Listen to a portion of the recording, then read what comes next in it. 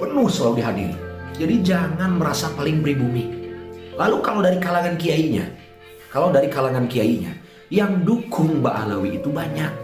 Gitu. Katakanlah yang familiar sebagian, Kiai Haji Idrus Romli, beliau asli pribumi. Lalu Pangersa Abuya Qurtubi Al-Bantani, beliau asli pribumi. Lalu yang muda-muda seperti Gus Wafi, beliau asli pribumi. Gitu. Yang tulen pribumi, yang saya tahu beliau katakanlah seperti Gus Wafi misalnya, bukan keturunan negara mana kek misalnya ya. Kalau leluhurnya sebelah atas ya saya juga tidak tahu. Karena tidak menutup kemungkinan kalian pun yang suka bilang merasa paling pribumi dan mengatakan Mbak Alawi adalah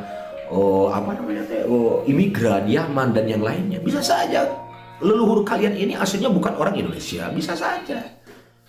Jadi redaksi merasa paling pribumi yang sering kalian keluarkan itu sangat-sangat tidak tepat dan itu malah memalukan dirimu sendiri. Ya itu pahami ya. Lalu ini saya satu poin aja udah panjang begini nih. Ini 12 poin lagi. Bisa jadi 1 jam nih saya bahas. Gitu ya. Biar paham, biar pada pinter ya. Lalu begini. Kalau kalian selalu merasa paling pribumi menganggap orang lain imigran seperti hanya Yaman, keturunan Yaman, selain yang tadi sudah saya bahas, saya sering menekankan jangan merasa paling pribumi. Karena dimanapun kita berdiri, dimanapun kita berada, ini semuanya bumi Allah. Kalau mau ngomongin imigran, secara kafah keseluruhan, kita semua di alam dunia juga imigran. Allah menciptakan ruh kita di alam lahut. Sekitar kurang lebih 4.000 tahun kita berada di sisi Allah. Lalu Allah turunkan dari lahut ke Jabarut. Dari Jabarut Allah turunkan ke Malakut. Dari alam Malakut Allah turunkan ke Mulki, ke alam Mulki. Dan di sana Allah juga menciptakan jasad dan ruh itu dimasukkan ke dalam jasad. Saya pernah menjelaskan masalah itu secara satu konten. Gitu. Jadi semuanya juga imigran. Karena Allah beberapa kali mengingatkan dalam Al-Quran, jangan lupa kepada negeri asal. Itu bahasanya.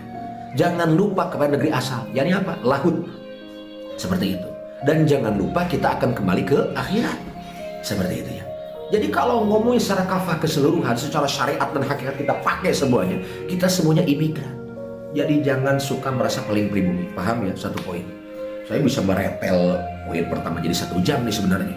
Tapi kapan selesainya, ini masih banyak poinnya. Ya mudah-mudahan kebahas semuanya.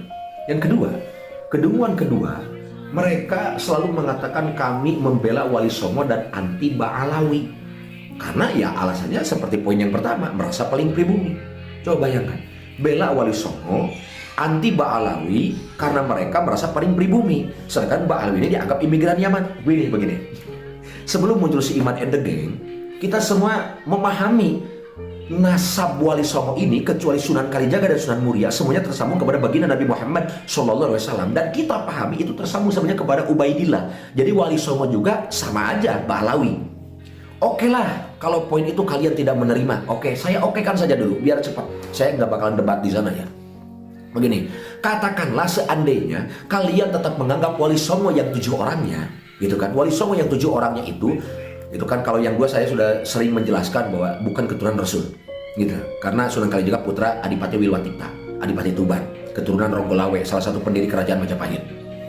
Dari mulai Sunan Gresik, Sunan Ampel, Sunan Bonang, Sunan Giri, Sunan Gunung Jati, Sunan Kudus, Sunan Derajat, yang 7 orang ini keturunan Rasul. Oke, saya ikuti. Kalian menganggap tidak tersambung kepada Ba'alawi. Berarti walaupun tidak tersambung kepada Ba'alawi, tidak tersambung kepada Imam Ubaidillah, mereka tetap semua imigran Wali Songo. Karena leluhurnya ya udah jelas kan keturunan baginda Nabi Muhammad SAW. Dari baginda Nabi kepada Sayyidah Fatimah Az-Zahra, gitu kan, dinikahi oleh Sayyidina Ali karramallahu wajhah, memiliki anak Sayyidina Hasan, Sayyidina Husain. Tersambung misalnya dari Sayyidina Husain, lalu ke Syekh Ali Zainal Abidin, kepada Syekh Muhammad Bakir, kepada Syekh Ja'far Shiddiq, kepada Syekh Musa Al-Kadhim, ataukah kepada Syekh Ali Al-Uraidi, dan terus tersambung. Berarti tetap leluhurnya bukan asli pribumi.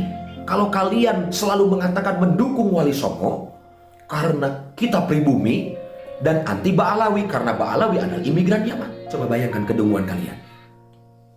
Walaupun itu oke lah, saya okekan kalian anggap bahwasanya Wali Songo yang 7 orangnya tidak tersambung kepada Imam Ubaidillah, bukan Mbak Alwi. Oke, kita okekan aja dulu. Gitu kan, tetap mereka semua bukan pribumi asli. Aduh, ya Allah ya. Saya sengaja dibikin momen satu konten ya, merangkum hanya 12 poin, mungkin masih banyak lagi yang lainnya yang tidak mungkin saya rangkum semua. Ketiga, keduman ketiga, ini di luar topik tapi kepada saya, tapi tetap poin yang ingin saya garis bawahi. Keduman ketiga mereka, saya tidak sedikit menemukan menyebut saya, katanya Raden Said Langit adalah kawannya Gupron 11-12. Astagfirullah, coba bayangkan saudara.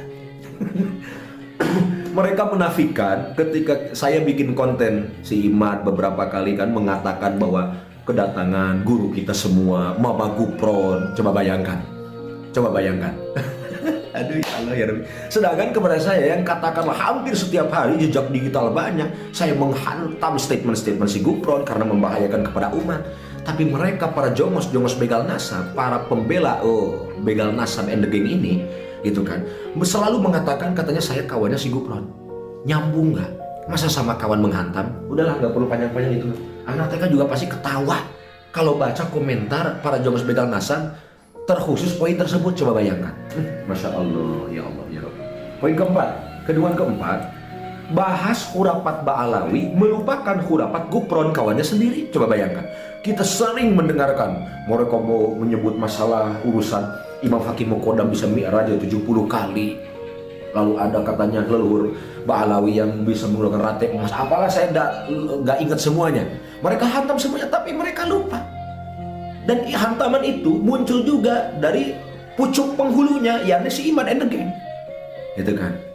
Tapi entah saya yang memang belum nonton atau memang itu kenyataannya, saya tidak pernah mendengar si Imad menghantam si Gupron. Coba bayangkan. Kapan saya lihat, dengar si Imad hantam si Gupron?